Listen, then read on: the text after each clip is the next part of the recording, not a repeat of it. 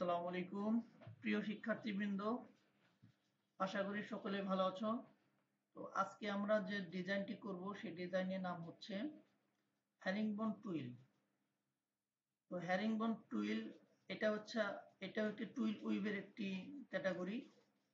তো হ্যারিংবোন টুইলের মধ্যে দুটি ক্যাটাগরি আছে, একটা হচ্ছে হরিজন্টাল হ্যারিংবোন এবং আরেকটি হচ্ছে ভার্টিক্যাল হ্যারিংবোন। তো আজকে আমরা যে ডিজাইনটি শিখবো সেটা হচ্ছে হরিজন্টাল হ্যারিংবোন ডিজাইনটা কিভাবে করতে হয়।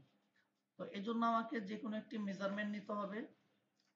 তো বরাবরের মতো আমরা একটা নির্দিষ্ট মেজারমেন্ট নিব। তো হ্যারিংবোন হরিজন্টাল টুইলের জন্য আমি একটা ছোট্ট একটি মেজারমেন্ট নিলাম, 8x4 একটি মেজারমেন্ট নেব। খুবই সিম্পল একটি ডিজাইন, একবার প্র্যাকটিস করলে আমরা এই ডিজাইনটি করতে পারবো।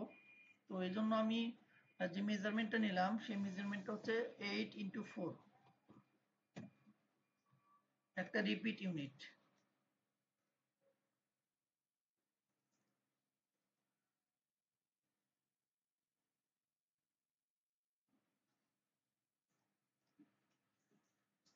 তো এরপরে আমি যে কাজটি করব, এই মেজারমেন্টের মধ্যে আমি প্রথম 4 ঘরে একটি টুইল ডিজাইন করব। আমি এখানে প্রথম 4 ঘরে মূল কাজটি করব একটা টুইল ডিজাইন। এরপরের অংশটা আমি এই টুইল ডিজাইনের উপর বেস করে আমি পরের অংশটা কাজ করব। তো যে কোনো একটা বেসিক টুইল উইথ যদি আমি নেই, তো এখানে আমি 2 আপ 2 ডাউন অথবা 3 আপ 1 ডাউন অথবা 1 আপ 3 ডাউন, অর্থাৎ মোট কথা হচ্ছে আমি এই চারকে যে কোনো ভাবে আপ ডাউন করে ভাঙাবো। তো সিম্পল একটা ডিজাইন আমি যদি করি, এখানে বাম পাশ থেকে শুরু করতে হবে। আমি ডান পাশ থেকে শুরু করতে পারি, সমস্যা নাই। তো বাম পাশ থেকে আমি 2 আপ 2 ডাউন একটা টুইল উইভ নেব। আমি 2 আপ 2 ডাউন।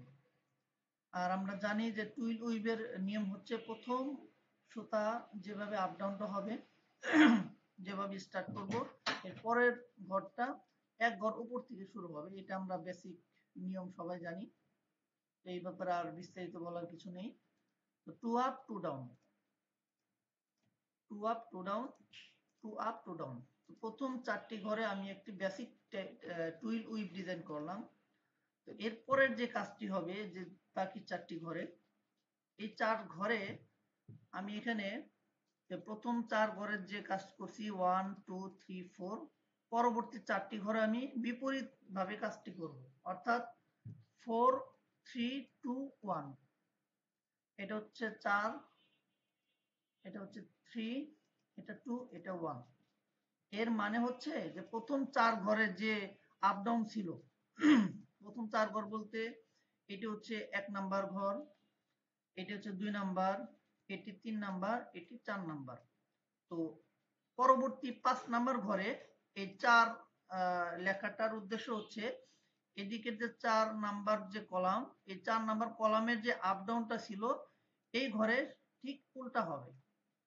কিরকম হবে? প্রথম ঘরে ছিল আপ, এখানে ডাউন হবে।